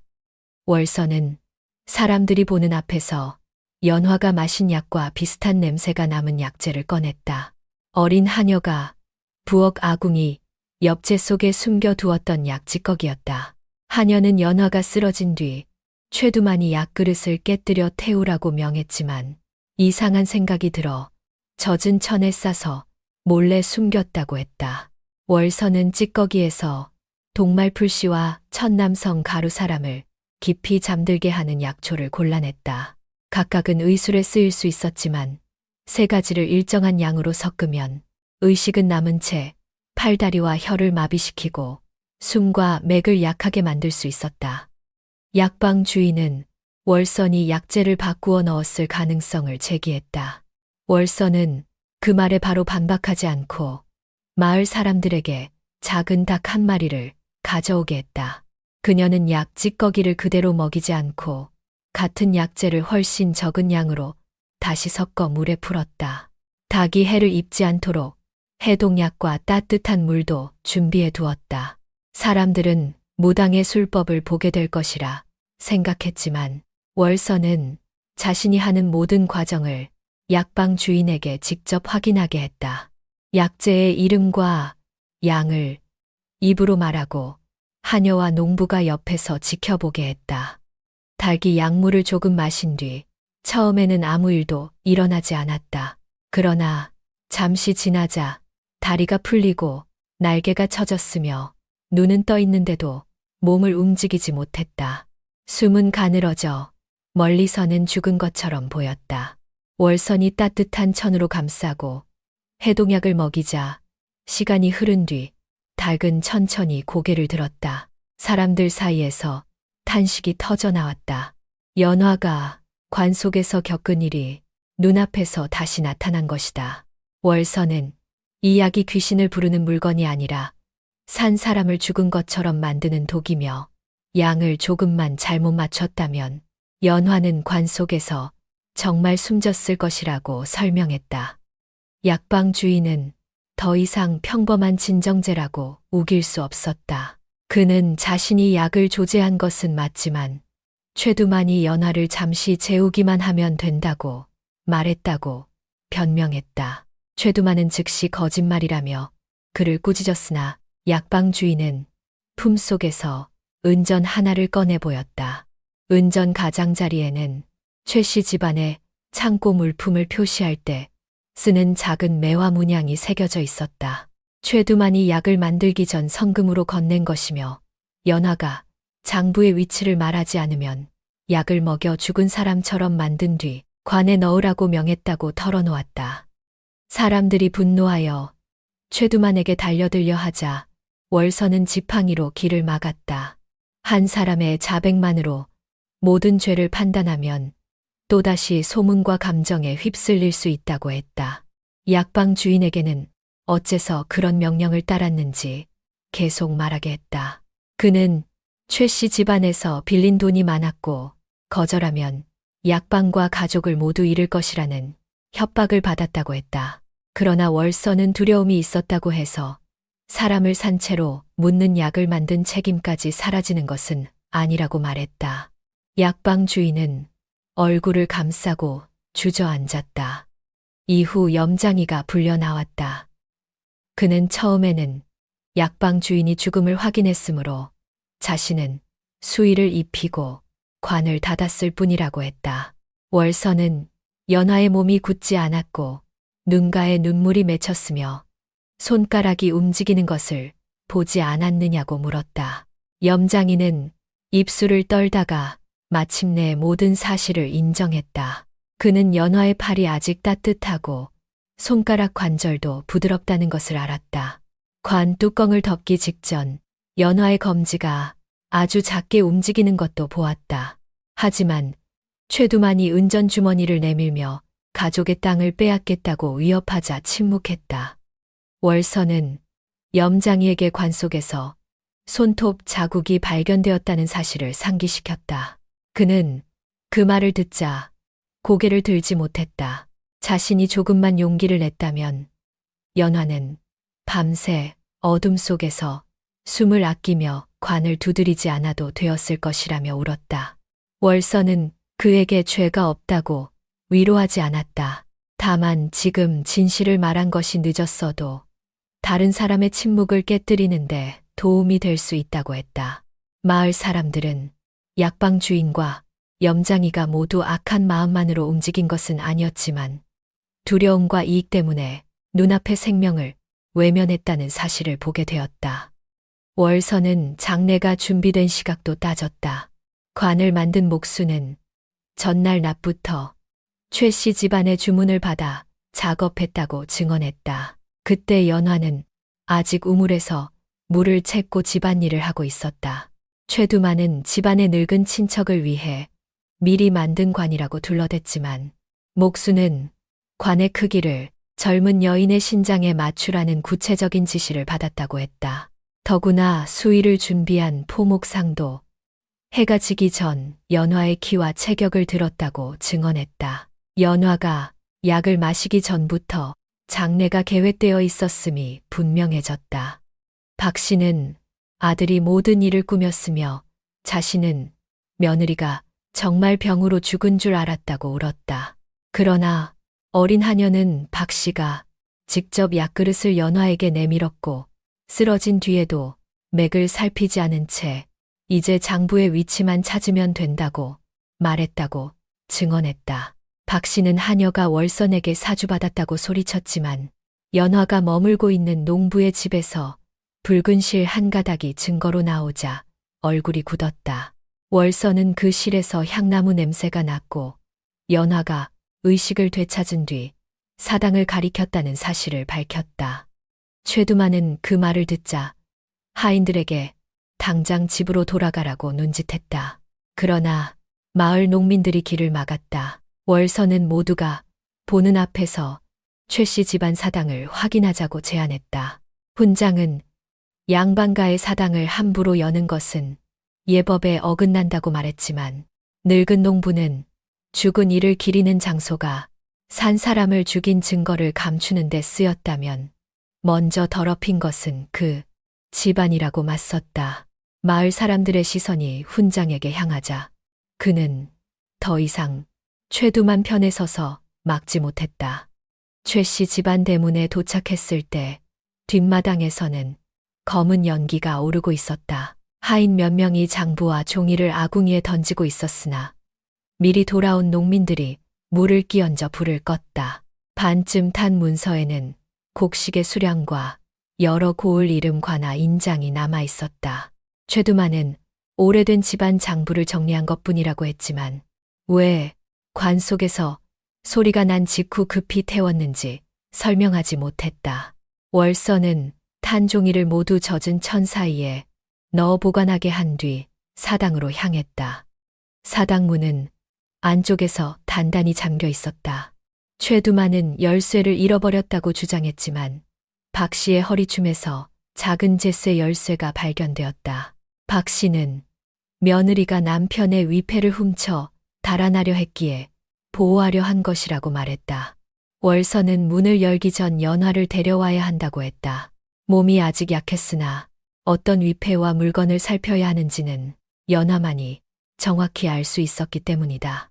농부 부부는 문짝으로 만든 들것에 연화를 눕혀 조심스럽게 사당까지 데려왔다. 연화는 이불에 감싸인 채 사당의 위패들을 바라보았다. 여러 조상의 이름이 줄지어 있었지만 그녀의 시선은 죽은 남편의 위패에 멈추었다. 월선이 그 위패를 가져와 맞느냐고 묻자 연화는 손가락으로 한 번 두드렸다. 위패는 겉으로 아무 이상이 없었다. 그러나 아래쪽을 살피자 붉은 실이 여러 번 감겼다가 풀린 듯한 가느다란 자국이 있었다. 월선은 작은 칼로 밑바닥의 얇은 나무판을 조심스럽게 밀었다. 판자가 옆으로 움직이며 안쪽에 숨겨진 좁은 공간이 드러났다. 그 안에는 붉은 실로 묶인 편지 한 장과 작은 최쇠 열쇠가 들어 있었다. 사람들은 장부가 나오지 않자 잠시 술렁였지만 월서는 연화가 이미 장부 자체가 아니라고 신호를 보냈음을 기억했다. 편지는 죽은 남편이 연화에게 남긴 것이었다. 그는 가족이 구휼미를 빼돌린 사실을 확인했으며 자신에게 무슨 일이 생기면 붉은 실과 열쇠를 따라가라고 적어두었다. 또한 집안 창고 안쪽 곡식 뒤에는 겉으로 보이지 않는 좁은 문이 있으며 그곳에 원본 장부와 거래 편지를 숨겼다고 밝혔다. 편지의 마지막 부분에는 남편이 자신의 몸에도 이상이 생겼음을 느꼈다는 내용이 있었다. 약을 마신 뒤 손끝이 검어지고 혀가 굳었으며 약방 주인이 가족과 몰래 만나는 장면을 보았다고 했다. 그는 자신이 살아서 증거를 관아에 전하지 못할 경우 연화가 대신 진실을 밝혀 주기를 바랐다. 하지만 아내가 위험에 빠질까 두려워 모든 사실을 직접 말하지 못한 것을 사과했다. 마지막 문장에는 자신이 3번 바닥을 두드린 뜻이 위패 아래를 찾아달라는 것이었다고 적혀 있었다. 연화는 남편의 편지를 들은 뒤 눈을 감고 눈물을 흘렸다. 사람들은 그녀가 남편을 잃은 슬픔 때문에 장부를 찾았다고 생각했지만 실제로는 남편이 죽기 전 남긴 마지막 신호를 이해하려 했던 것이었다. 월서는 편지를 다시 붉은 실로 묶어 연화의 손에 올려주었다. 연화는 아직 말이 온전히 나오지 않았지만 갈라진 목소리로 남편의 이름을 한 번 부른 뒤 손가락으로 위패를 3번 두드렸다. 사당 안에 있던 사람들은 그 소리를 듣고 조용히 고개를 숙였다. 채쇠, 열쇠를 들고 뒷창고로 향하자 최두만은 끝까지 길을 막았다. 그는 창고 안의 곡식은 집안 재산이며 가난한 농민들이 탐을 내어 사건을 꾸몄다고 주장했다. 그러나 이미 마을 사람들은 그의 말을 믿지 않았다. 창고 문이 열리자 좋은 쌀이 가득 찬 자루들이 천장 가까이 쌓여 있었다. 마을에서는 흉년이라 죽을 끓일 곡식조차 부족했지만 최씨 집안은 관아의 인장이 찍힌 쌀자루를 수십 개나 숨기고 있었다. 일부 자루에는 다른 고을로 팔기 위한 상인의 표시까지 붙어 있었다. 월서는 남편의 편지에 적힌 대로 창고 안쪽 3번째 기둥과 곡식 더미 사이를 살폈다. 벽은 흙으로 막힌 것처럼 보였으나 아래쪽에 작은 열쇠 구멍이 있었다. 채쇠 열쇠를 넣고 돌리자 얇은 나무 문이 안쪽으로 열렸다. 숨겨진 공간에는 기름 종이에 쌓인 장부 여러 권과 편지, 묶음 관아에서 내려온 구휼미 명세가 보관되어 있었다. 장부에는 공식적으로 백성에게 나누었다고 적은 곡식과 실제로 나간 양이 서로 달랐고 남은 곡식이 어느 상인에게 얼마에 팔렸는지 자세히 기록되어 있었다. 기록 속에는 최씨 집안뿐 아니라 마을 훈장과 관아, 아전, 약방 주인 곡식 상인의 이름도 있었다. 마을 훈장은 문맹인 농민들을 대신해 곡식 수령 문서에 손도장을 찍게 하고 실제보다 훨씬 많은 양을 받았다고 적었다. 아전은 관아의 인장을 빌려주었고 상인은 좋은 쌀을 다른 고을에 비싼 값으로 팔았다.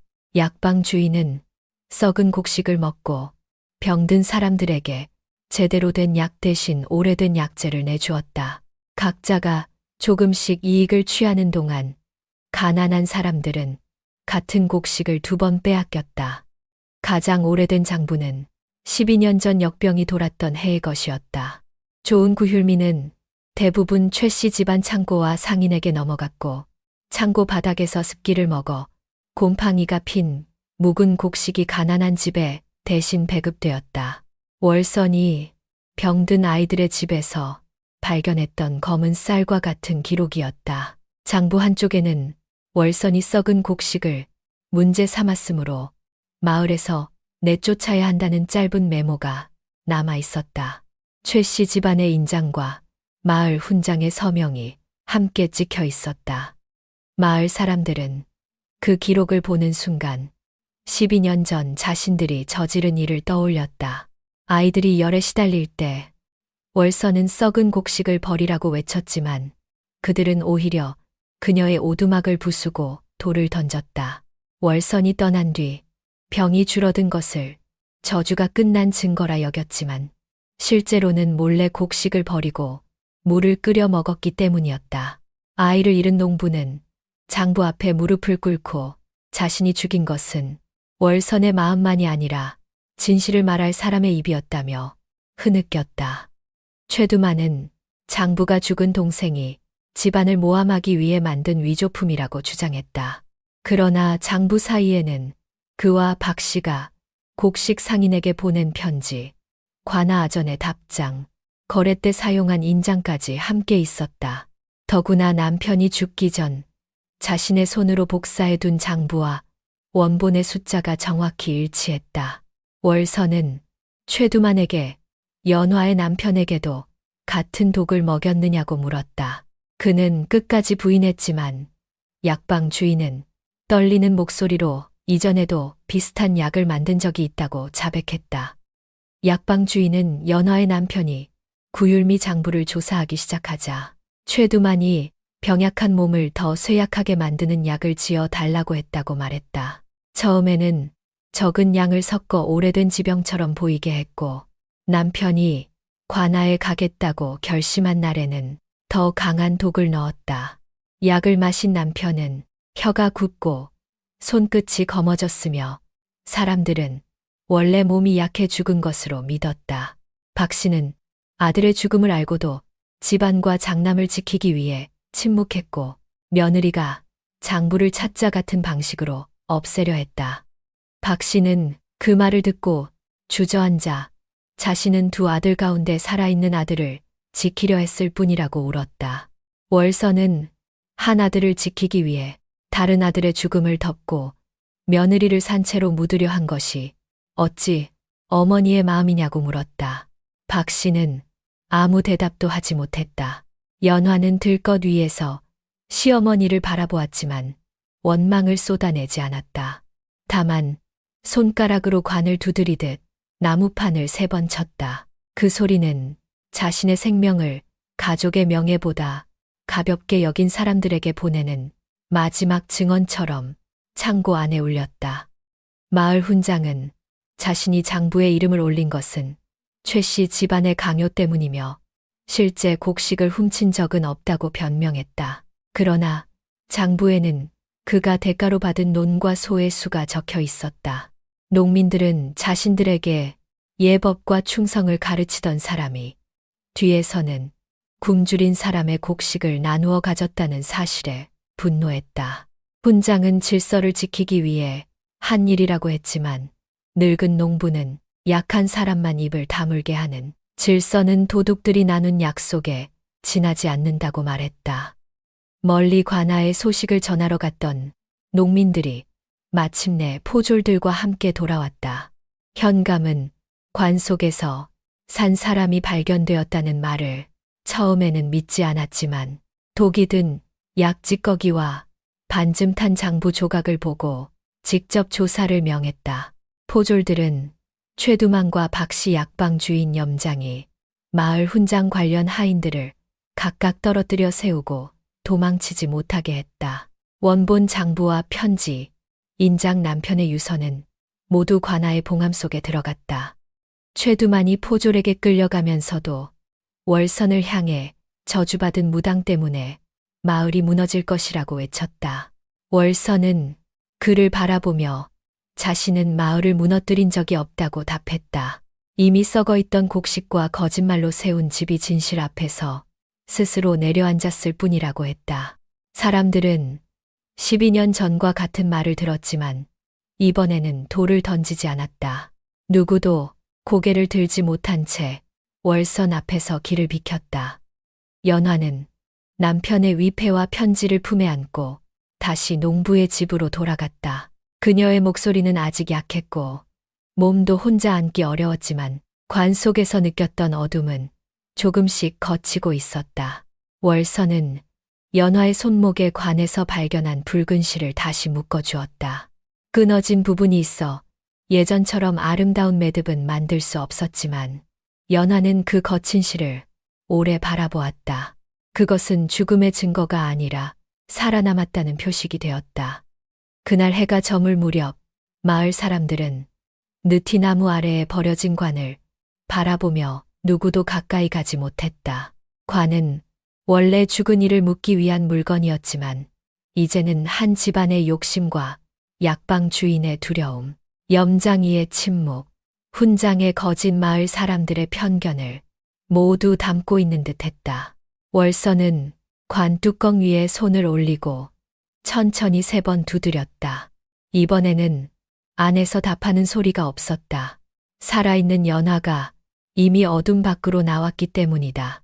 관아의 조사는 장부와 편지 독이 남은 약재 염장이와 약방 주인의 자백을 바탕으로 여러 날 동안 이어졌다. 현감은 처음에는 양반가의 집안일을 크게 벌이지 않으려 했지만 원본 장부의 관아, 인장과 아전의 서명이 남아있고 다른 고을로 팔려간 구율미의 행방까지 확인되자 더는 사건을 덮을 수 없었다. 최두만은 모든 책임을 죽은 동생과 하인들에게 돌리려 했으나 그가 곡식 상인과 주고받은 편지에는 가격과 날짜 은전의 분배 방식이 그의 손으로 적혀 있었다. 또한 연화를 산채로 묻기 위해 장례를 미리 준비하라는 명령까지 하인들의 증언으로 드러났다. 박 씨는 신문 내내 집안을 지키려 했을 뿐이라고 울며 호소했다. 그는 남편 없이 2 아들을 키우며 집안의 재산과 명예를 지켜야 했고 둘째 아들이 형을 고발하면 가문 전체가 무너질까 두려웠다고 말했다. 그러나 현감은 아들의 죄를 덮기 위해 다른 아들을 독살하고 며느리를 관에 넣은 이를 모정이라 부를 수 없다고 꾸짖었다. 박 씨는 자신이 직접 독을 만든 것은 아니라고 변명했지만 약그릇을 연화에게 건네고 장례를 서두른 사실을 부인하지 못했다. 결국 그는 최두만과 함께 중죄인으로 묶여 한양의 형조로 보내졌다. 약방 주인은 가족과 약방을 잃을까 두려워 명령을 따랐다고 다시 자백했다. 그는 사람을 즉시 죽이는 독보다 가사 상태를 만드는 약을 쓰면 죄가 가벼울 것이라 스스로 속였다고 말했다. 그러나 월선은 살아있는 사람을 죽은 것으로 꾸며 관에 넣는 일은 칼로 찌르는 것보다 더 잔인할 수 있다고 했다. 피해자가 모든 소리를 들으면서도 자신의 생명을 증명하지 못한 채 어둠 속에 갇히기 때문이다. 현감은 약방 주인이 수사에 협조한 점은 참작했지만 독을 조제하고 이전에도 연화의 남편에게 약을 먹인 책임을 물어 약방을 폐쇄하고 엄한 형벌 뒤 먼 고을로 유배하도록 했다. 염장이는 가장 오래 울면서 용서를 구했다. 그는 연화의 몸이 따뜻하고 손가락이 움직이는 것을 보았지만 돈과 협박 때문에 관을 닫았다고 거듭 고백했다. 현감은 염장이가 독살 계획을 처음부터 알지는 못했으나 죽지 않은 사람을 확인할 책임을 져버렸다고 판단했다.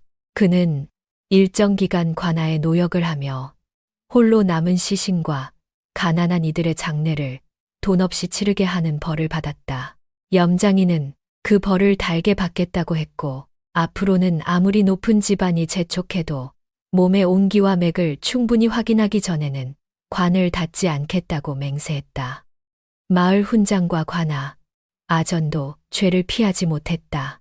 훈장은 그를 모르는 농민의 손도장을 이용해 실제보다 많은 곡식을 받았다고 허위 기록을 만들었고 그 대가로 논과 소를 받았다. 아전은 관아 인장을 빌려주고 조사문서를 숨겼다. 그들은 모두 최 씨 집안의 위세 때문에 어쩔 수 없었다고 주장했지만 장부에는 협박보다 이익을 부타 스스로 참여한 흔적이 더 많았다. 현감은 2 사람의 직책을 박탈하고 불법으로 얻은 재산을 모두 몰수했으며 억울하게 빚을 진 농민들에게 돌려주게 했다. 최 씨 집안의 창고에서 발견된 곡식과 은전 빼앗은 논의 문서는 관아의 감독 아래 다시 분배되었다. 흉년 때 땅을 잃은 농민들은 오래전에 포기했던 논을 돌려받았고 죽은 사람의 이름으로 남아있던 빚도 장부에서 지워졌다.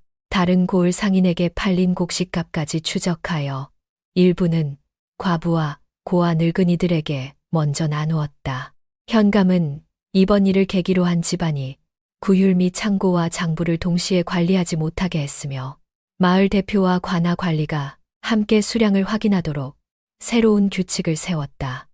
연화의 남편은 병으로 죽은 사람이 아니라 집안의 비리를 밝히려다 독살된 사람으로 기록이 바로잡혔다. 그의 이름은 반역자도 불효자도 아닌 억울한 죽음을 당한 고발자로 남았다. 관아는 사당에 새 위패를 세우고 장부를 지키려 한 그의 행동을 공식 문서에 기록했다. 연화는 남편의 이름이 바로잡혔다는 소식을 듣고 오래도록 위패 앞에 앉아 있었다. 그녀는 살아있을 때 더 용기 있게 남편의 뜻을 알아주지 못한 것을 미안해했지만 월서는 그가 남긴 신호를 끝까지 따라갔기에 진실이 세상에 나올 수 있었다고 위로했다. 연화의 몸은 천천히 회복되었다. 독이 빠지는 데에는 오랜 시간이 필요했고 한동안 손발이 저리거나 밤중에 관 속의 어둠을 떠올리며 숨을 쉬지 못하는 일이 반복되었다. 누군가 문을 닫는 소리만 들어도 몸이 굳었고 나무를 두드리는 소리에 놀라 깨어나기도 했다. 월서는 억지로 잊으려 하지 말고 그날의 두려움을 말과 눈물로 조금씩밖에 꺼내 놓으라고 했다. 살아남았다는 것은 몸이 숨을 쉬는 것만이 아니라 다시 자신의 목소리로 무엇을 선택할 수 있게 되는 것이라고 가르쳤다. 마을 사람들은 연화를 최 씨 집안의 남은 재산을 모두 이어받을 사람으로 여겼다. 일부는 큰 기와집과 논을 차지하면 남편의 원한도 풀릴 것이라 말했다. 그러나 연화는 사람을 죽이고 곡식을 훔쳐모은 재산을 자신의 복으로 삼고 싶지 않다고 했다.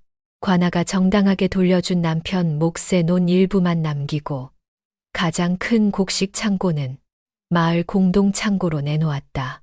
그곳의 열쇠는 한 사람이 독점하지 못하도록 세 개로 나누어 과부 대표, 농민 대표, 마을 원로가 각각 하나씩 맡게 했다. 공동 창고의 장부는 누구나 볼 수 있도록 벽에 걸렸다. 글을 모르는 사람을 위해 곡식 자루와 사람 수를 그림으로 표시했고 연화는 아이들과 여성들에게 숫자와 이름을 읽는 법을 가르쳤다. 그녀는 자신이 글을 몰랐다면 남편이 남긴 편지와 장부의 뜻을 이해하지 못했을 것이며 또 다른 사람이 대신 읽어주는 말만 믿다가 속았을 수도 있다고 말했다. 마을의 어린 여자아이들은 처음으로 남자아이들과 함께 글을 배웠고 늙은 사람들도 자기 빚과 세금의 숫자를 직접 확인하기 시작했다. 월선에게는 마을 한가운데 새 기와집을 지어주자는 의견이 나왔다. 사람들은 그녀를 다시 모셔와 마을의 수호자로 삼고 해마다 큰 굿을 열겠다고 했다. 그러나 월선은 그 제안을 조용히 거절했다. 자신이 아이들을 살리려 할 때는 돌을 던지고 진실이 밝혀진 뒤에는 신령한 사람으로 떠받드는 태도는 결국 같은 뿌리에서 나온다고 말했다. 사람을 저주받은 존재로 만들거나 신비한 구원자로 만드는 대신 그가 하는 말과 행동을 있는 그대로 살펴야 한다고 했다. 월서는 마을 중심이 아니라 오래된 느티나무 옆에 작은 약방을 짓기로 했다. 그곳은 연화의 관이 멈추고 3번의 두드림이 들렸던 자리였다. 약방에는 화려한 부적이나 금빛 방울을 걸지 않고 말린 약초와 깨끗한 물 낡은 책과 장부만 두었다. 돈이 없는 사람은 장작을 패거나 물을 길어주면 되었고 아무것도 할 수 없는 병든 사람에게는 대가를 요구하지 않았다. 월서는 자신을 무당이라 부르든 의원이라 부르든 상관없지만 병을 귀신 탓으로 돌리기 전에 먹은 것과 마신 물 몸의 증상을 먼저 살피라고 가르쳤다. 연화도 몸이 회복된 뒤 약방일을 도왔다. 그는 약초를 정리하고 찾아온 사람들의 이름과 증상을 기록했으며 남편의 장부를 읽으며 배운 방식으로 날짜와 양을 정확히 적었다.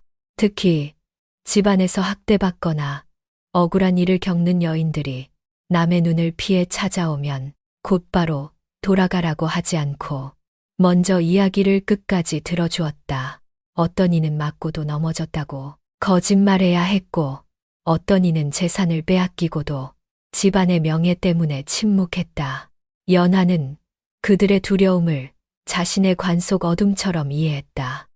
약방 옆 벽에는 손바닥만한 나무판 하나가 걸렸다. 누군가 말로 도움을 청하기 어려울 때 그 판을 3번 두드리면 월선이나 연화가 밖으로 나와 조용히 이야기를 들었다. 첫 번째 두드림은 여기 사람이 있다는 뜻이었고, 두 번째는 아직 견디고 있다는 뜻이며, 세 번째는 혼자 두지 말아 달라는 부탁이었다. 이 신호는 점차 마을의 여자와 아이 늙은이들 사이에 알려졌지만 누구도 함부로 이유를 묻거나 소문을 퍼뜨리지 않았다. 어느 날 밤 가난한 소장농의 며느리가 약방 문을 3번 두드렸다. 남편과 시아버지가 빚 때문에 자신을 먼 고을 상인에게 넘기려 한다는 사연이었다. 예전 같으면 집안일이라며 외면했겠지만 연하는 마을 사람들과 관하에 도움을 청해 여인을 보호했다. 또 다른 날에는 어린 머슴이 창고 안에 갇힌 채 격을 3번 두드렸고 월선은 소리를 듣고 그를 구했다. 3번의 신호는 더 이상 두 사람만의 비밀이 아니라 목소리를 빼앗긴 사람들이 서로를 찾아내는 약속이 되었다.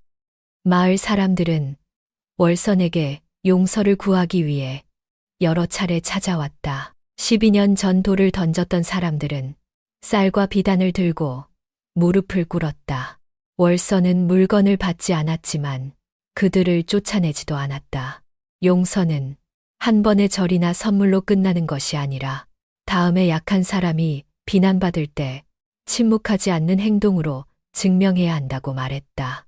특히 아이를 잃고 분노 때문에 돌을 던졌던 농부에게는 자신의 슬픔을 죄 없는 사람에게 넘기지 말고 다른 부모가 같은 일을 당하지 않도록 구휼 창고를 지키라고 부탁했다.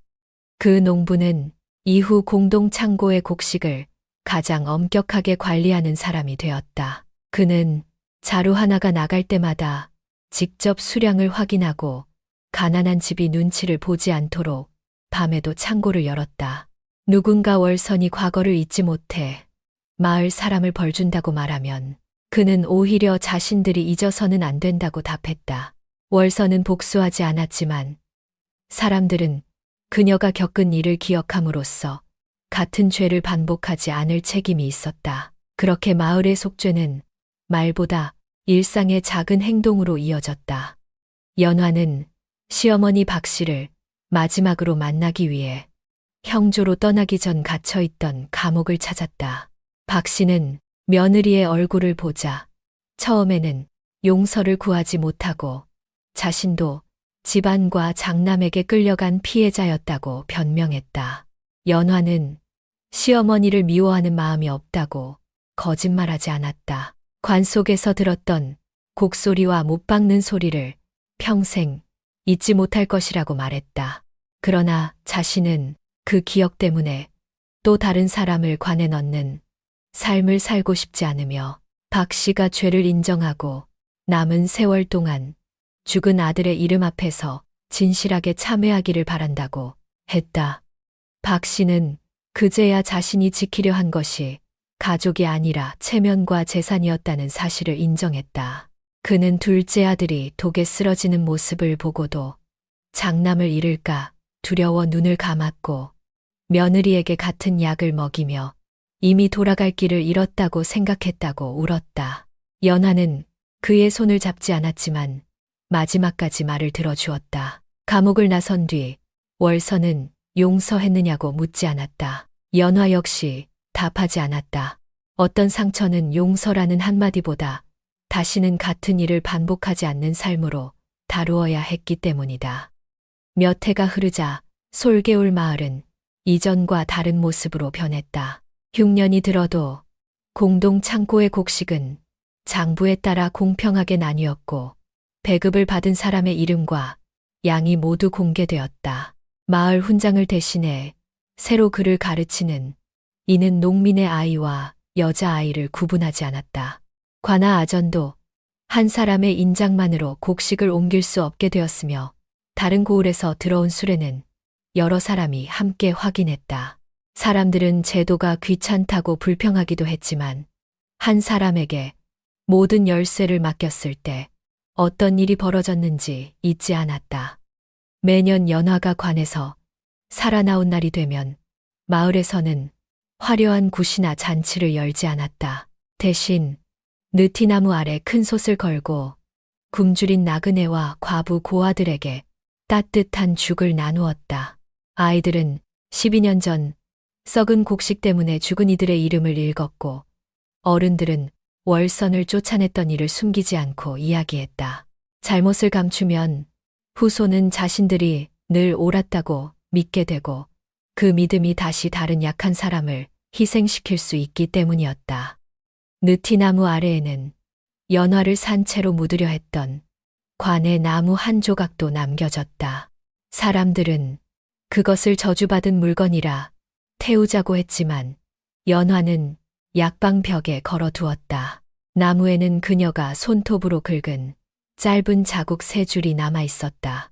연화는 그 흔적을 볼 때마다 공포에 사로잡히기도 했지만 동시에 자신이 끝까지 신호를 보냈고 누군가 그 소리를 들었다는 사실을 기억했다.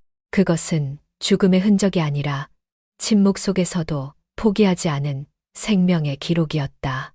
세월이 흘러 월선의 허리가 더 굽고 눈이 흐려졌을 때 연화는 약초와 글을 배우려는 아이들을 직접 가르치기 시작했다. 월선은 사람을 치료하는 법보다 먼저 사람의 말을 끝까지 듣는 법을 가르쳤다. 약한 사람이 더듬거나 두려움 때문에 말을 바꾸더라도 곧바로 거짓이라 단정하지 말고 그가 왜 제대로 말할 수 없는지 살펴야 한다고 했다. 많은 진실은 큰 목소리로 나타나지 않으며 벽 뒤의 작은 두드림이나 떨리는 손끝으로 겨우 모습을 드러낸다고 말했다. 월선이 세상을 떠난 날 마을 사람들은 그를 높은 산이나 화려한 무덤에 묻지 않았다. 그녀의 뜻에 따라 오래된 느티나무가 내려다 보이는 작은 언덕에 소박한 무덤을 만들었다. 장례 행렬이 과거 연화의 관이 멈췄던 자리에 도착했을 때 연화는 상여를 잠시 내려놓게 했다. 그는 월선의 관 뚜껑을 손바닥으로 천천히 3번 두드렸다. 이번에는 안에서 답하는 소리가 들리지 않았지만 마을 사람들은 그 침묵을 두려워하지 않았다. 월선은 이미 살아있는 사람들의 마음속에 자신의 대답을 남겼기 때문이다. 연화는 첫 번째 두드림에 월선이 이 세상에 살았음을 기억했고 두 번째 두드림에 그녀가 끝까지 사람을 살렸음을 기렸으며 세 번째 두드림에 자신들이 그 뜻을 잊지 않겠다고 약속했다. 장례 행렬은 아무도 서두르지 않은 채 천천히 언덕으로 올라갔다. 12년 전 마을에서 돌을 맞으며 쫓겨났던 늙은 무당은 이제 양반과 농민 여자와 아이가 함께 뒤따르는 길을 지나 마지막 잠자리에 들었다.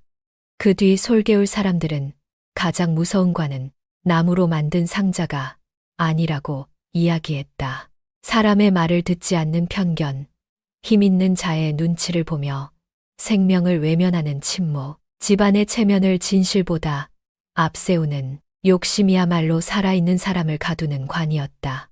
반대로 아주 작은 손가락 하나와 3번의 두드림이라도 누군가 귀 기울여 듣는다면 가장 깊은 어둠 속에 갇힌 사람도 다시 세상으로 나올 수 있었다.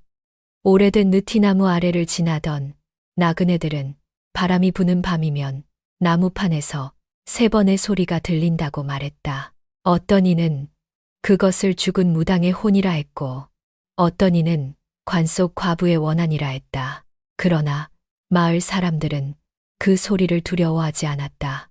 그것은 죽은 자가 산 사람을 부르는 소리가 아니라 세상에서 지워질 뻔한 이들이 서로에게 보내는 오래된 약속이었다. 나는 여기 있다.